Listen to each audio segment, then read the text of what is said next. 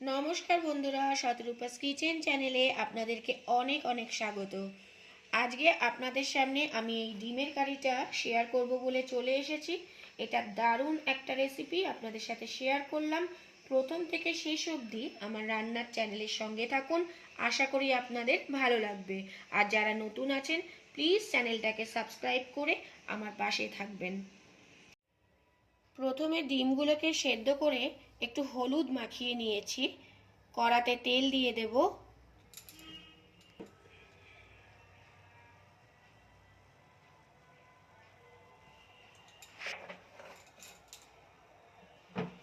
তেলটাকে গরম করে নিই।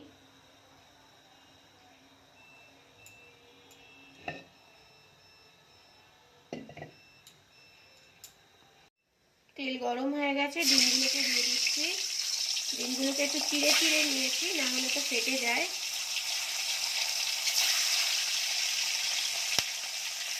আজকে যেই রান্নাটা আপনাদের সাথে শেয়ার করছি খেতে কিন্তু সত্যিই খুব সুন্দর হয়। প্রথম থেকে শেষ অবধি রান্নাটার সঙ্গে থাকবেন, আশা করি আপনাদের ভালো লাগবে। আর এই রান্নাটা আপনাদেরকে একবার করে নেওয়ার জন্য, মানে করার জন্য রিকোয়েস্ট রইল। একটু লাল লাল করে ভেজে নেব।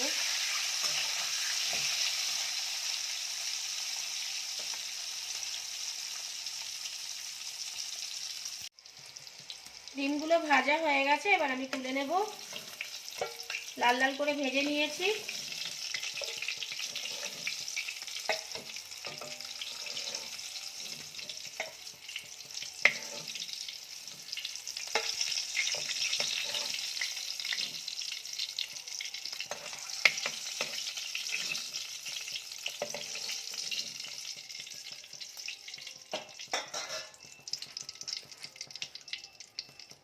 এবারে আলুগুলোকেও একটু ভেজে নেব।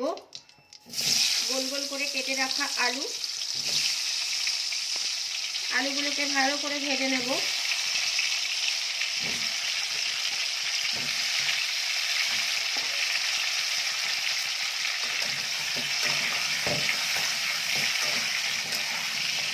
আলুগুলোকেও ভালো করে ভেজে নেব।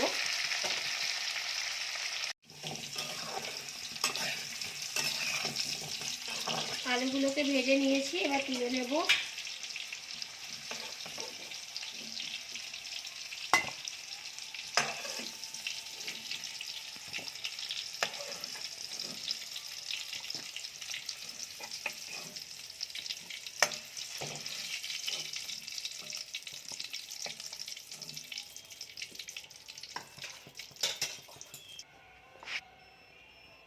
দিয়ে দিলাম পেঁয়াজ কুচি।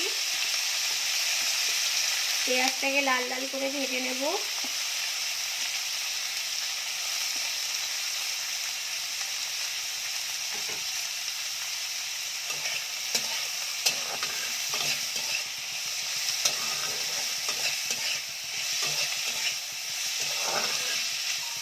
পেঁয়াজটাকে ভেজে নেব লাল লাল করে।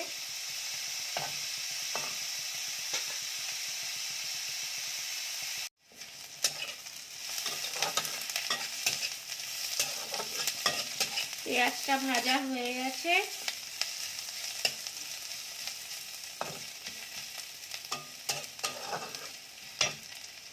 এবারে দিয়ে দেব আদা আর রসুনের পেস্ট।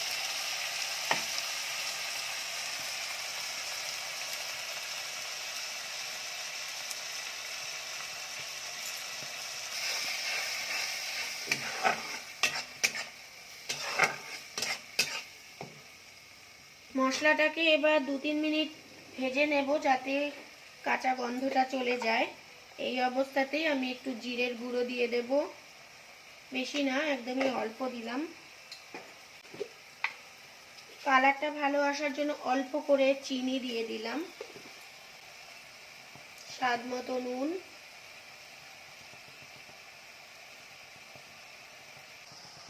হলুদ গুঁড়ো,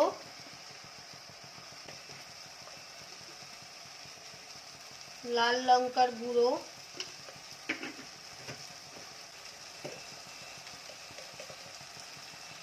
কাশ্মীরি লঙ্কার গুঁড়ো এইটুকুই ছিল, ওটা দিয়ে দিলাম। এটা এটাকে ভালো করে নাড়াচাড়া করে নেব।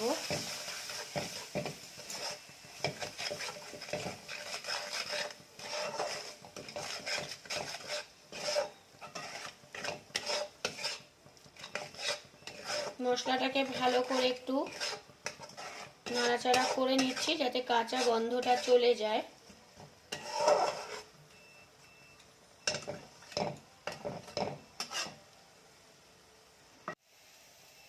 মশলাটা বেশ কিছুক্ষণ ধরেই আমি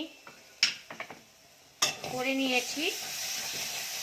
এইবারে আমি দিয়ে দেব কাজু বাদাম বাটা আর চাল মগজ বাটা। বাটিটা ধুয়ে একটু জলটা দেব।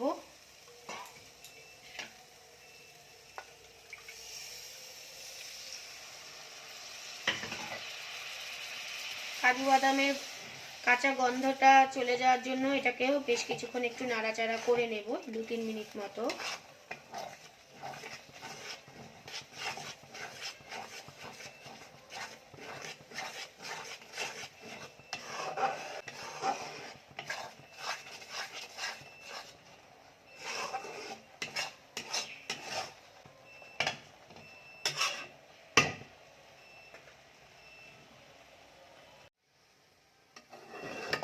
মশলাটাকে আমি ভালোভাবে কষিয়ে নিয়েছি। এবার আমি ভেজে রাখা আলুগুলো এর মধ্যে দিয়ে দেব।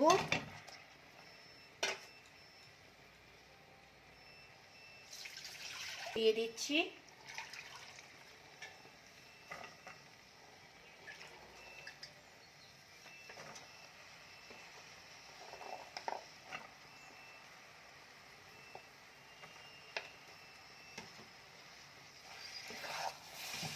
এবার আলুগুলোকে দিয়ে একটু কষিয়ে নেব।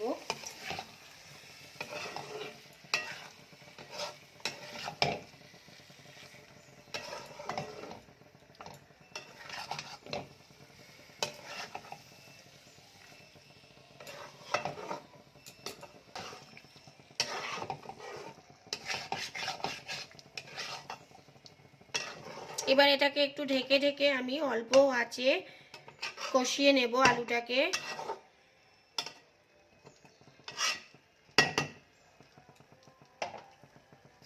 এটাকে আমি একটু ঢাকা দিয়ে দিলাম।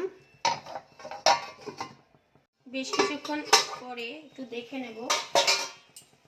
মশলাটা দেখুন ভালোভাবে কষানো কিন্তু হয়ে গেছে। এবার একটু নাড়াচাড়া করে দেব। করে এবার পরিমাণ মতন আমি জল দিয়ে দেব। মশলাটা তো আগেই আমি একটু কষিয়ে নিয়েছিলাম, আলুর সাথেও বেশ কিছুক্ষণ কষিয়ে নিলাম।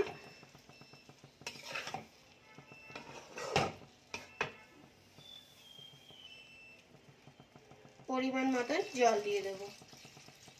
আলুগুলো যখন সেদ্ধ হয়ে যাবে সেই অবস্থাতে আমি ডিমটা দেব। ডিম দেব আর একটা মশলা আমি অ্যাড করব, সেটা আমি আপনাদের দেখাচ্ছি।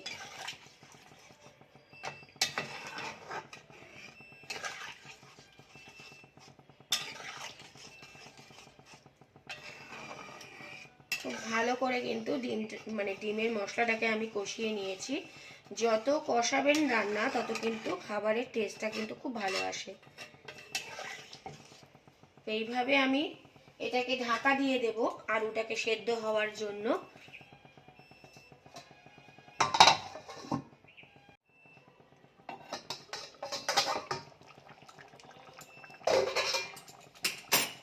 ঝোলটা একদম গাঢ় হয়ে গেছে,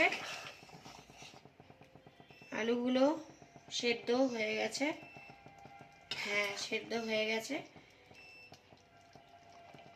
সুন্দর সেদ্ধ হয়ে গেছে। এই অবস্থাতে আমি একটু ডিমের মশলা দেব, ডিম কারির মশলা। এটা অপশনাল, আপনারা দিতেও পারেন আবার নাও দিতে পারেন, কিন্তু যদি এই রান্নাটাকে টোটালি ফলো করেন তাহলে কিন্তু এটা দিলে খুব ভালো একটা টেস্ট আপনারা পাবেন।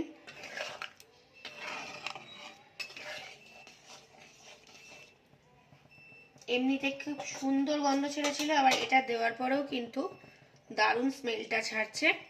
এবারে আমি ডিমগুলো দিয়ে দিচ্ছি।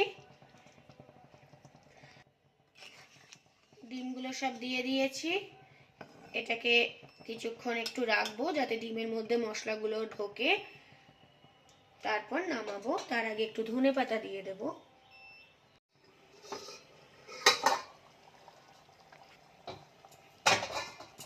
ডিমের কারিটা কিন্তু বন্ধুরা আমার একদম তৈরি। এই পর্যায়ে আমি কিন্তু বেশ কিছুটা ধনেপাতা দিয়ে দিলাম।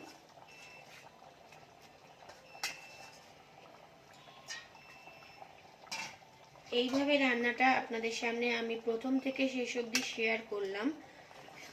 ভালো লাগলে অবশ্যই একটা লাইক আর কমেন্ট করবেন। যারা নতুন আমার চ্যানেলকে দেখছেন তারা প্লিজ আমার চ্যানেলকে সাবস্ক্রাইব করবেন আর বেল আইকন প্রেস করে রাখবেন যাতে নতুন কোনো রান্নার নোটিফিকেশন আপনাদের মোবাইলে চলে যায়। খুব সুন্দর কিন্তু একটা গন্ধ এসেছে। সবারই এরকম রান্না বাড়িতে পছন্দ হবে। এরকম রান্না আপনাদের করার জন্য অনুরোধ রইল।